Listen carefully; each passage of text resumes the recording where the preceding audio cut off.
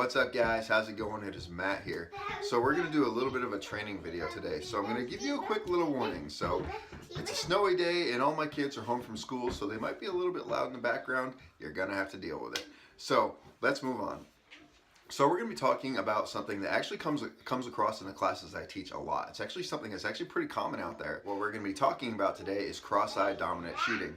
And I don't mean cross-eyed, I mean actually cross-eye dominant shooting, like if you're right-handed and you shoot with your left eye, or you're left-handed and you shoot with your right eye. So there's a couple tricks with it. You know, I have been cross-eye dominant for a very long time.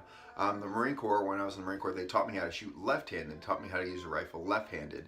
But in a close quarter situation, CQB mount, I learned how to go ambidextrous both ways. So I go left-handed, right-handed, left-handed, right-handed. But at the end of the day, I shoot a rifle better left-handed, and I shoot a pistol better right-handed. So basically what I'm going to teach you guys is basics about pistol and shooting cross-eye dominant. It's really not that complicated as people make it out to be. First step, if you're not sure what your dominant eye is, it's pretty simple. Find something very small in the distance and make a tiny little hole like this, okay? Tiny little hole like this. You focus on something, you keep it focused, both eyes open, and you slowly move it back, keeping it in focus, keeping it in focus, keeping it in focus, keeping it in focus, and it will bring you back to your dominant eye. If it goes to your opposite, and say you're right-handed and you're like me and you're left-eye dominant, that means you're cross-eye dominant. If not, you don't have to worry about it. So I'm telling you guys, cross-eye dominant people are cool. But anyway, so we're moving on here. So the pistol I'll be using in this demonstration is my carry gun. This is my Rock Island Armory 1911 A1, all right? So I'll be using this for the actual demonstrations. Now, this really isn't that complicated at all, okay? It's not that complicated of a process at all. Now, usually when I'm doing this, right, when I've been shooting for years, this is how I did it as a cross-eye dominant. I'd simply aim and I'd turn my head sideways like that, just like that. For years, that's how I did it. And it works. It'll get the job done.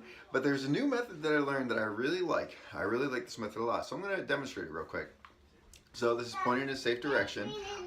So I'm pointing it at you right now, okay? I'm aiming at it with my left eye. But now I'm just going to put my arm where it belongs, which is right about here, which is actually right in front of my right eye, okay? And now what I'm going to do is simple. Tilt it right there. So you have a better natural point of aim. Natural point of aim is the direction that your pistol is actually pointing. If you shoot and you pull the trigger, when your pistol goes down after recoil, it'll go back to the natural point of aim. If you have a bad natural point of aim, it's not gonna, your marksmanship's gonna take a hit a little bit. Now, keeping that in mind, if you have a bad point of aim, you just gotta adjust your feet, not the pistol, adjust your feet and actually aim in that way. That's the best way to find your natural point of aim. But being cross-eye dominant really isn't that bad of a thing. It really helps you do like transitions and stuff like that pretty quickly, whether you have a rifle to pistol or shotgun to pistol or anything like that.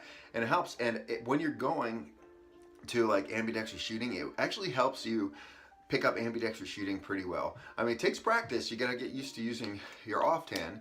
Like I said, I'm pretty much ambidextrous both ways, so you have to get used to using your cross hand, which I can pretty much do.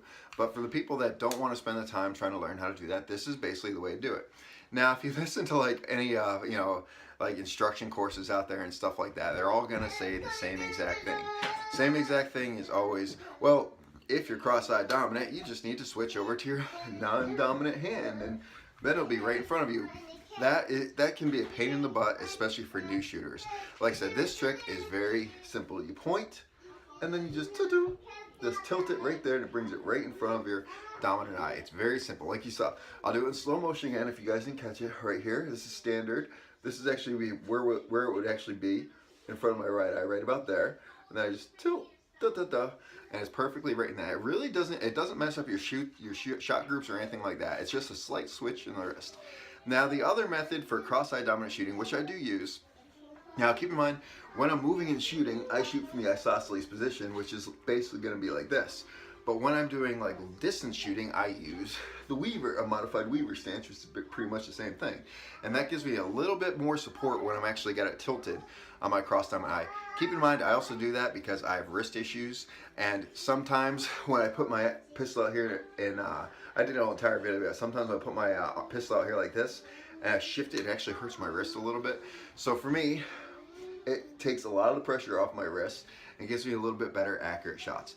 Now, Weaver is pretty simple. I've talked about it before, so I'm not going to adjust the camera to see my feet right now because it's just where I'm at. But it's basically your shooting side. This foot is going to be back, toe, heel, toe, heel. You put this, your body is shifted at an angle towards you. I'm me pointing the gun this way. This arm goes straight out like this. This has a good solid grip. And you notice that is what makes it a weaver stance. Just like that. See that compared to isosceles, weaver. Being a cross-eyed dominant shooter isn't a bad thing. It isn't a bad thing at all. It takes a little bit of training and a little, you know, just these little quirks that you learn doing it. It takes a little bit of training, but it will put you right on target. Like I said, it's really simple adjustments. All you gotta do is adjust the cant in your pistol, or you can adjust your stance and it'll bring it right in front of your dominant eye. You can, if you really would choose, you can simply just learn how to switch it to your non-dominant hand, which I don't really have that much of an issue with. I practice both ways. But for me, when I shoot a pistol, I just shoot it better right-handed. So that's why I do it the exact way that I showed you guys to do it. Remember, it's a simple, you either do the weaver stance with that, or you do the standard stance with a little bit of a tilt. And it's not that complicated at all, guys. So anyway, for all the cross-eyed dominant shooters out there, I hope this video helped you out a little bit. I hope it helps you with getting shots on target. You know, I've seen some people do some weird things. They'll be at the range and they'll be like start leaning their bodies this way. It doesn't work that way very well. So the best ways to do it, like I said, is simple. If you're just wanting to shoot isosceles, just tilt it. Or you can shift over to the weaver and you'll automatically have it right in front of your dominant eye. Like I said, or the other method is you simply turn your head way over here and look at it. Those are the three methods for shooting cross-eyed dominant. It's pretty simple. It's a pretty simple way to actually deal with the issue, all right? And it's not an issue. It really isn't an issue. Anyway, guys, I hope you like this video. Like, share, subscribe, tell your friends about me. And remember, guys, it's our responsibility to take care of each other and protect each other. Peace.